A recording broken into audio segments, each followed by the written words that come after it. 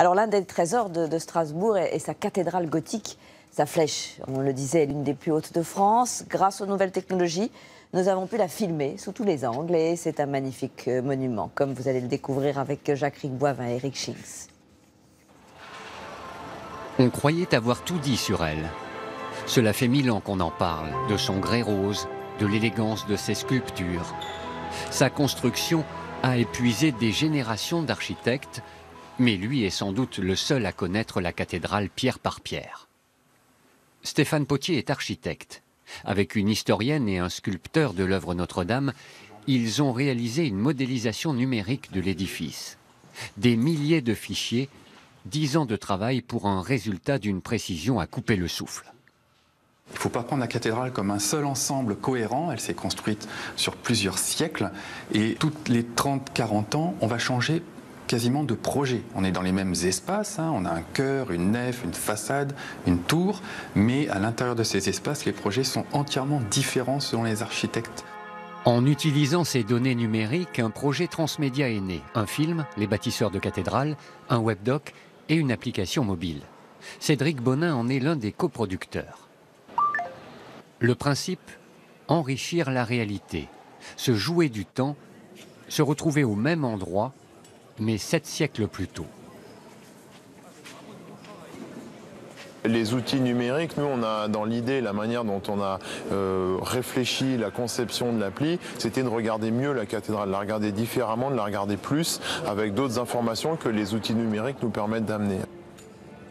Drôle de balade. Tout autour de la cathédrale, des points d'intérêt comme autant de connexions possibles pour mieux faire comprendre le titanesque ouvrage et sortir des autoroutes touristiques trop fréquentées. La cathédrale, les gens ils viennent voir l'horloge astronomique, le pilier des anges et souvent ils repartent et ils n'ont pas vu grand chose d'autre. Et nous, grâce à l'application, on leur propose un parcours où ils vont plus loin, ils découvrent qui étaient les bâtisseurs, qui étaient les architectes, ceux qui ont pensé cette cathédrale, qui étaient les tailleurs de pierre, comment ils travaillaient. Et donc on ramène vraiment beaucoup plus d'informations et de contenu et d'histoire autour de la cathédrale. Nous avons utilisé un drone pour réaliser cette image. Demain, il ne sera plus nécessaire d'être en altitude pour avoir le vertige. En utilisant les mêmes données, voici la dernière évolution de la cathédrale au pays des geeks. Un projet financé par la ville, des lunettes pour vivre l'édifice de l'intérieur. L'objectif, c'est d'être immergé dans la cathédrale de Strasbourg, plus précisément dans une zone qui n'est pas accessible, ou peu accessible, qui est la flèche. La visite devient un jeu vidéo, et là encore on pourra inventer tous les scénarios. On va pouvoir imaginer revenir dans le temps, voir les différentes étapes de construction de la cathédrale ou voir comment était organisé un chantier par exemple. La souris de l'ordinateur peut-elle remplacer le marteau et le burin? Ces bâtisseurs gardent la tête froide.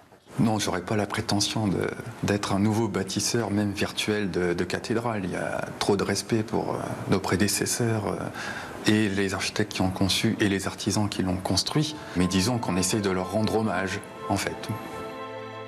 Prodige du gigantesque et du délicat, disait Victor Hugo. Pour percevoir cette alchimie, rien ne pourra jamais remplacer l'original, même au siècle du numérique.